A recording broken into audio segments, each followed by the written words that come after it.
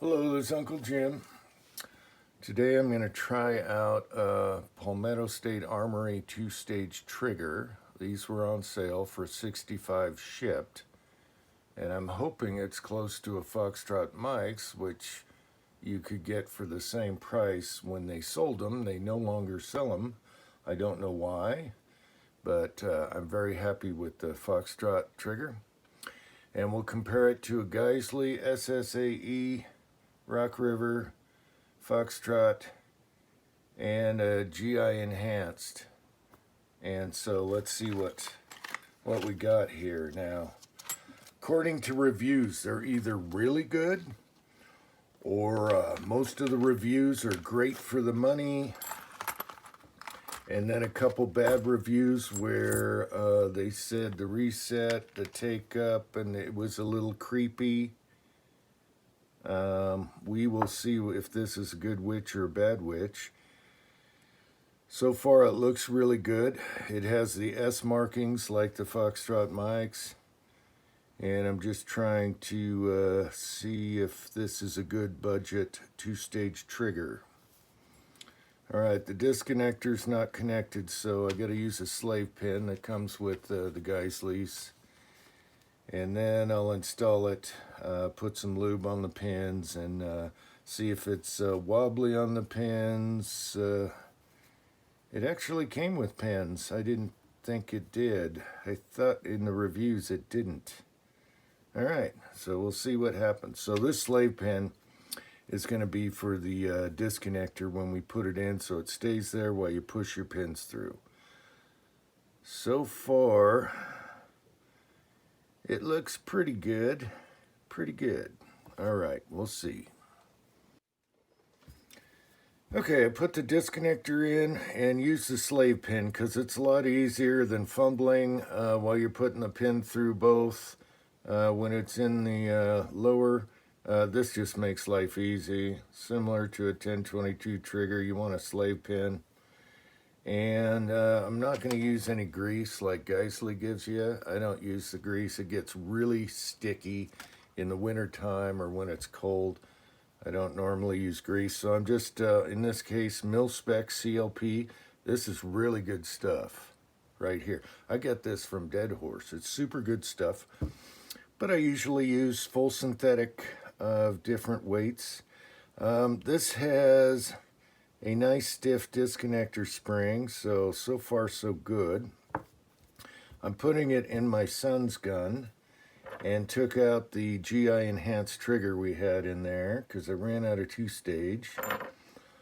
And so the son bought it for his 300 Blackout Unicorn pistol. All right.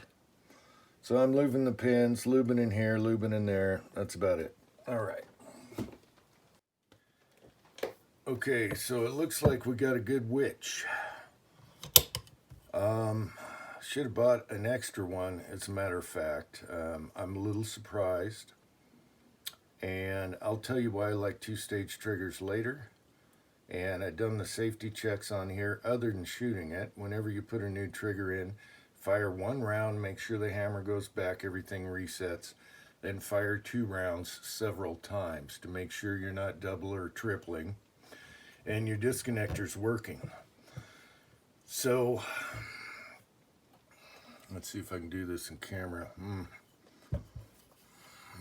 How do I hold it? Okay, do it like this. I'm surprised of the take-up. Doesn't actually, I'm going to compare it to the Geisley, the Foxtrot. I don't have a Rock River in a gun right now. Rock River was the only 2-stage you can get in the day, but it has take-up for days before you hit that second stage. All right, there's your take-up. That is a little less than the Geisley. All right, so here's your take-up. And then I'll reset it. There's your reset. Nice and short take-up. And once you run that first round, you just going off your reset anyway. All right, just like that. I'm pretty impressed for the price. So It's a little bit heavier than the Rock River, or no, than the Foxtrot. All right, a little bit heavier pull.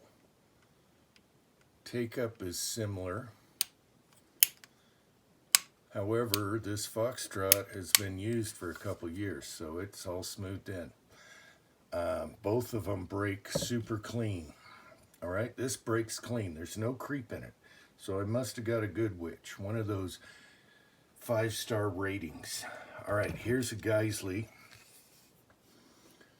All right, and you'll notice it's just a hair more take-up. Now, these are the top of the line, the SSAE for a battle gun, or whatever you want to call it. And it can be used as a target trigger because it is much lighter,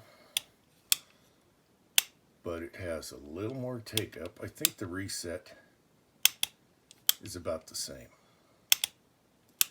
Okay, so very pleased with that. So the Geisley's lighter, then the Foxtrot, and then this, which isn't broken in yet. But there's no creep. And very surprised with the reset on it. Okay, and the take-up. The take-up is really, really key. After your first shot, you're just going off your reset anyway. So you're just, doing that.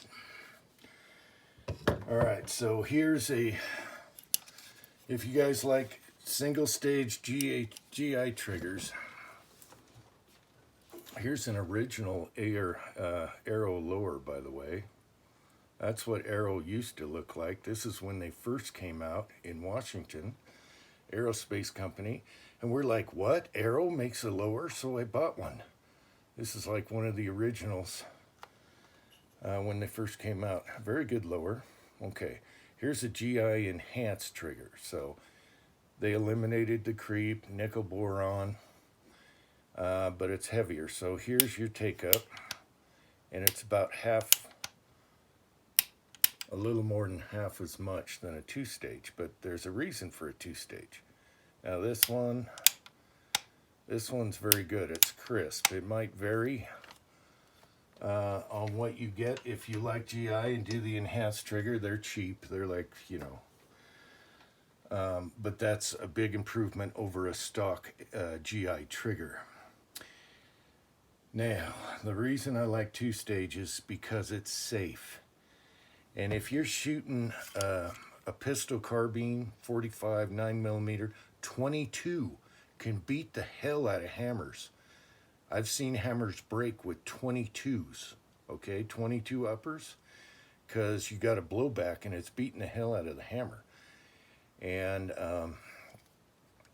this is why I like these.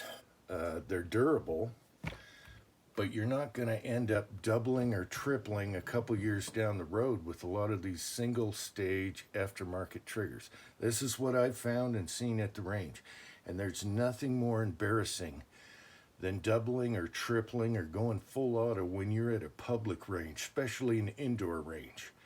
They're going to shut you down right now. I've never had it happen with the 2-stage. And the reason is, the 2-stage, when you take that take-up, you have like 2.5 pound, then it goes to 2 pound for a break. That little take-up there is telling your sear, it's okay to be on the edge. All right, so right now, you're fully safe. But right here, you're living on the edge, but your finger's already on that trigger. It's not like you're going to be bumping it around, you know what I mean? And that's why I like 2-stage on all my ARs. They last, they can take suppressors just hammering the hammer. And this is your extra safety.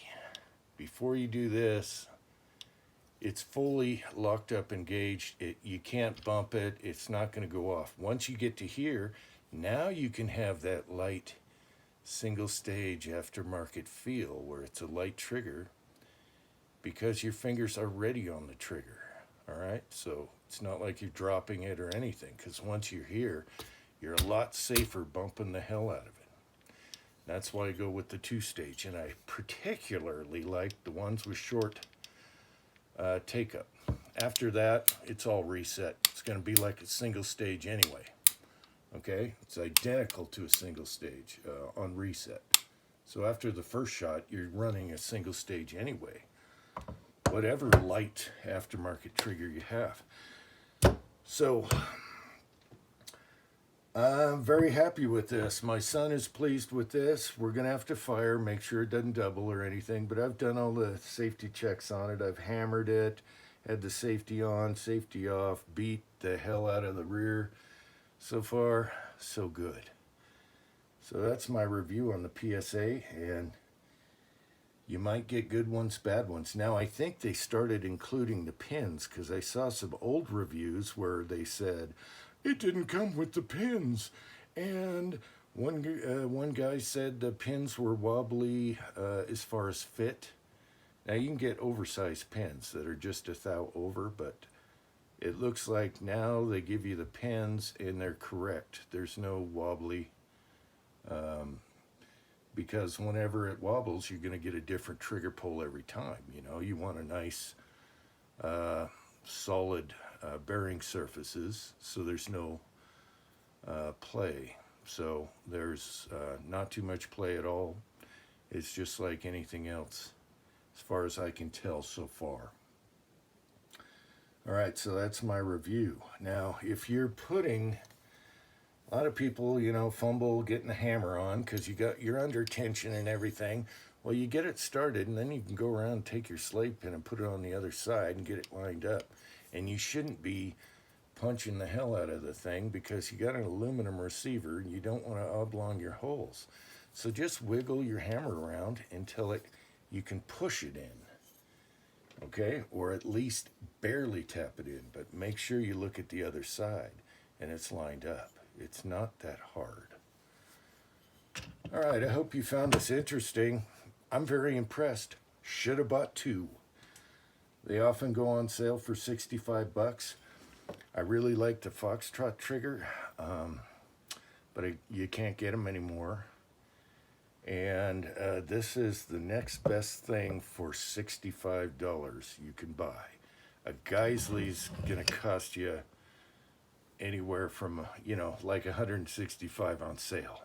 It's lighter, but not that much. I prefer the little bit, just that extra half pound or pound for a gun you're going to be running around with. And it's going to be safe. Thanks for watching. Until next time.